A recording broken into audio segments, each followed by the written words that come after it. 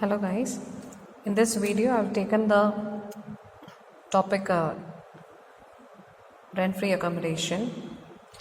That is a topic from income from salary coming under perquisites. So I'll first, in this video I'll be mentioning what is the meaning of RFA, the format I'll be showing, how it has been done for non-government employee, as well as a certain condition that is pertaining to RFA. So this is the part 1 video of RFA. In the next video I'll be solving a problem that is pertaining to RFA. So now coming to the meaning of RFA. Now what is RFA? RFA means it is rent-free accommodation, means a place of residence where the employee gives to an employee and the employee family to stay in. That means it will be provided by the employee. It will be provided by the employee which the family will be staying in. Now another point which you have to remember when you're studying RFA is that it is coming under the Income Tax Act and RFA is treated as a perquisite. It is not to be taken as an allowance, it is a perquisite, or will be even taken as a non-cash component of salary granted by the employer to an employee. So these are the two basic things which you have to remember when an RFA comes into your mind. The moment you see in a question, if any furnished house is being given by the employee to the employer, it means they are telling about this RFA. Now there are certain conditions which is coming under that I have mentioned it as note 1, 2, 3. Now here the first one is that if the hotel accommodation is being given by the provider to an employer at the time of transfer for a period not exceeding, that means here it should be employee at the time of transfer for a period not exceeding 15 days, then the value of hotel accommodation will not be taxable in the hands of the employee. So this is a condition which we have to remember. If it is being provided to an employee at the time of transfer, then it won't be considered at all. So that is the first point. Now second one, this is very important. If the employee is provided with a hotel accommodation, the taxable value, that means how you are going to tax it, the taxable value will be determined. It will be based on the salary or it will be based on the higher charges. So it is like 24% of the salary or higher charges payable by the employee, whichever is less. So that is what I put an arrow mark or also here means 24% of the income or salary or the actual lease amount or rent paid by the employee, whichever is less. Now, so that is pertaining to a hotel accommodation that is being given to an employee. Now, third one is that if RFA is located, that means the rent-free accommodation is located in a remote area and that is being provided to an employee. If it is given in a question that RFA is given in a remote area, then it is not at all taxable at all.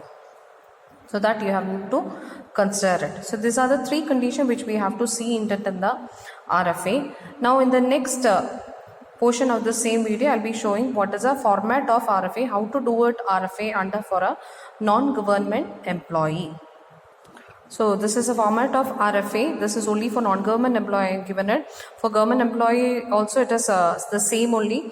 Like for government employees it will be like beginning here I'll just explain non-government employee, then I'll come back to the government employee. Okay, so here now for non-government employee I mentioned it here 15% or 10% or 7.5% of salary. This I mentioned because so that you can easily study the format. Otherwise we have to make a 3 columns. So instead of that I've just made it in a one thing 15% or 10% or 7.5% of salary. We are writing the amount over there. Now to this, if ever in the question they are given any information pertaining to cost of furniture, we will be adding the 10% cost of furniture to the salary. Then next is again we are adding the higher charges if it is given in the question, that also we need to add back. Lastly, if any rent is being paid by the employee, that also we will be taking it. Finally, we will be getting the taxable RFA. Now this portion I have just explained it here, that is note. I mentioned it as a note. That means 15% or 10%, 7.5% when it has to be taken in the different situation. That is what I mentioned it here.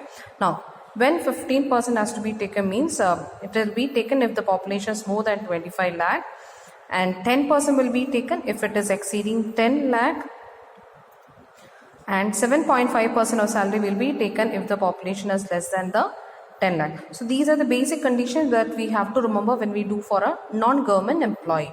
Now when it comes for your government employee, the format remains the same. All these cost of furniture, higher charges, rent paid, it is remaining same. Instead of 15% here we will be writing the amount determined as per the government rules. Why I only wrote non-government employee is that because that is the most common thing that they will be asking for the exam. Okay, so this is the format for RFA. Now coming to the salary portion in RFA, how to calculate the salary, because salary is very basic important component in this RFA.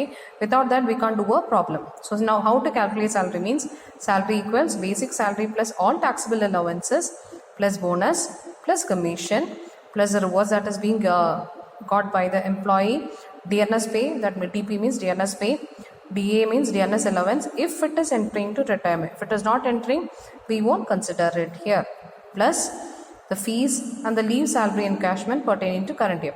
More or less in most of the question you will be getting for basic salary they will be giving, taxable allowance they will give, bonus, commission as well as the DA. These are the common things that they will be giving in the question.